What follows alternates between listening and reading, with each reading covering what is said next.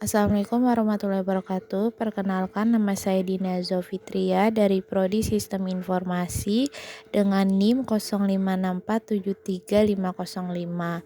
Di video ini saya akan menjelaskan tugas praktik 2 nomor 1, yaitu implementasi struktur data stack dengan metode LIFO atau last in first out menggunakan bahasa pemrograman Java. Sebelum masuk ke kode, saya jelaskan dulu apa itu stack LIFO. Stack adalah struktur data yang bekerja seperti tumpukan piring.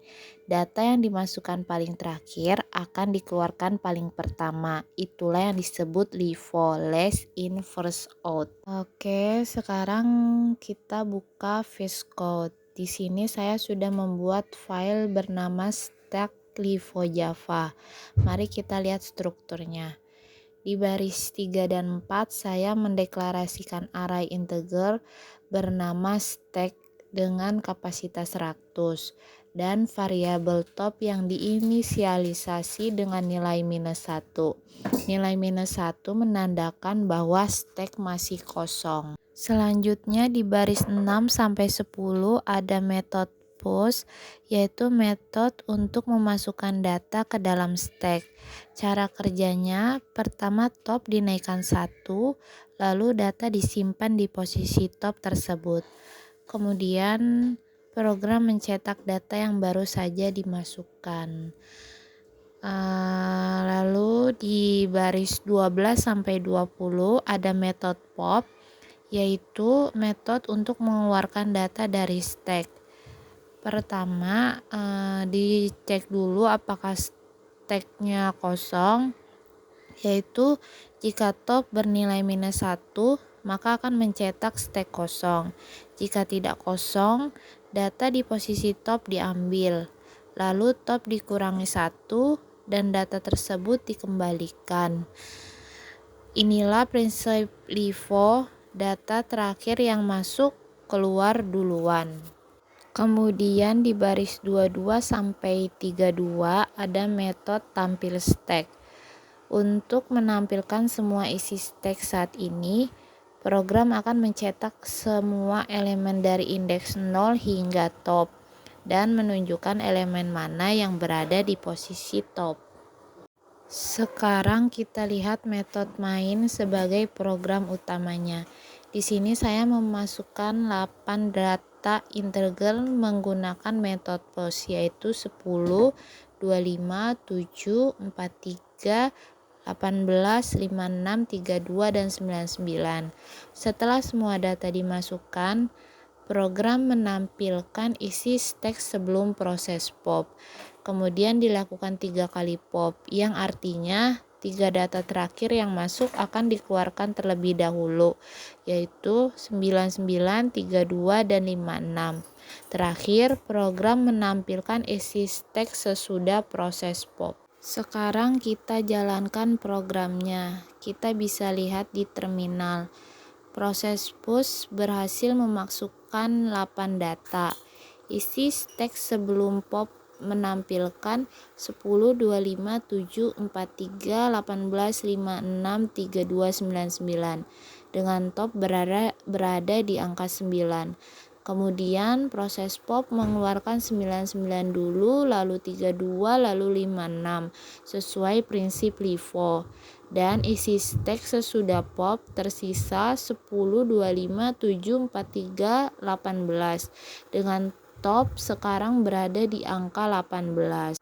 Terakhir, saya akan menjelaskan analisis kompleksitas waktu operasi stack ini.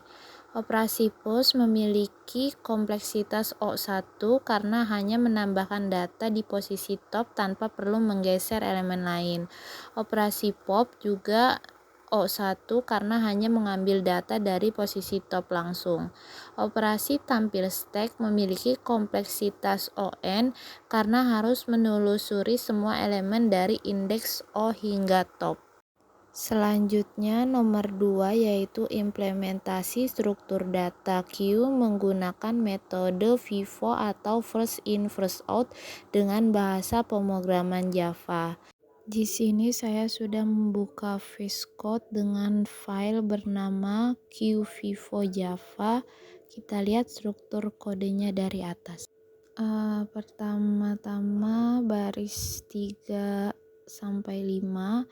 Di sini saya mendeklarasikan array Q berukuran 100 dengan 2 pointer yaitu front dan rear yang diinisialisasi -1 menandakan Q masih kosong. Lalu baris 7 sampai 16 metode enq digunakan untuk memasukkan data ke Q.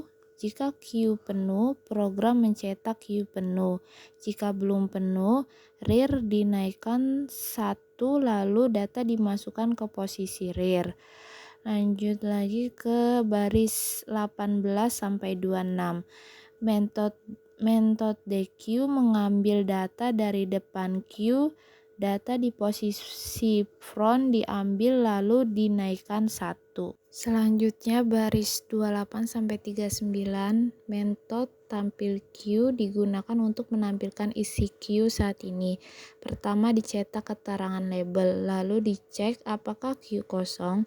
Jika front bernilai -1 atau front lebih besar dari rear, maka cetak Q kosong. Jika tidak kosong, semua elemen dari posisi front sampai rear ditampilkan menggunakan perulangan for, dipisahkan dengan koma. Di akhir baris juga ditampilkan nilai front dan rear untuk memperlihatkan posisi pointer saat itu. Lalu ke metode main. Di main saya memasukkan 8 data yaitu 10, 25, 37, 42, 55, 68, 73, dan 89. Ditampilkan isi Q sebelum DQ. Kemudian dilakukan 3 kali DQ, lalu ditampilkan sesudah DQ. Sekarang kita jalankan programnya. Bisa dilihat di output terminal. Hasilnya semua 8 data berhasil masuk ke Q. Isi Q sebelum DQ menampilkan semua elemen dari 10 sampai 89 dengan front sama dengan 10 dan rear sama dengan 89. Setelah 3 kali DQ, data yang keluar adalah 10, 25, dan 37, yaitu data yang pertama kali masuk. Ini membuktikan konsep Vivo berjalan dengan benar. Setelah DQ, sisa Q adalah 42, 55, 68, 73, dan 89 dengan front 42 dan rear 89. Lalu untuk analisis kompleksitas waktunya, operasi NQ merupakan DQ masing-masing bernilai O1 karena hanya menggeser pointer tanpa perlu memindahkan seluruh elemen array. Selanjutnya nomor 3, soal meminta kita membuat program Java yang mengurutkan minimal 8 data integer menggunakan metode quicksort, menampilkan data sebelum dan sesudah diurutkan, serta menjelaskan cara kerja algoritma quicksort. Di sini saya sudah membuat file bernama quicksort Java. Program ini terdiri dari 3 metode utama. Yang pertama baris 3 sampai 21. Metode pertama adalah partition. Metode ini memiliki elemen terakhir sebagai pivot, kemudian menggunakan perulangan for untuk membandingkan setiap elemen dengan pivot. Jika elemen lebih kecil atau sama dengan pivot, maka pointer I dinaikkan dan elementer tersebut ditukar posisinya menggunakan variabel temp.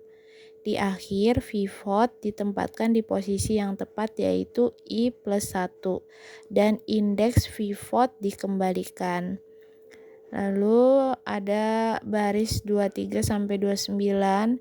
Metode kedua adalah quicksort yang bersifat recursive. Jikalau masih lebih kecil dari high, maka array dipartisi terlebih dahulu untuk mendapatkan posisi pivot. Kemudian quick short dipanggil kembali untuk bagian kiri dari pivot dan dipanggil lagi untuk bagian kanan dari pivot. Inilah inti dari pendekatan divide dan conquer, memecah array menjadi bagian-bagian lebih kecil hingga terurut semuanya. Selanjutnya baris 31 sampai 38.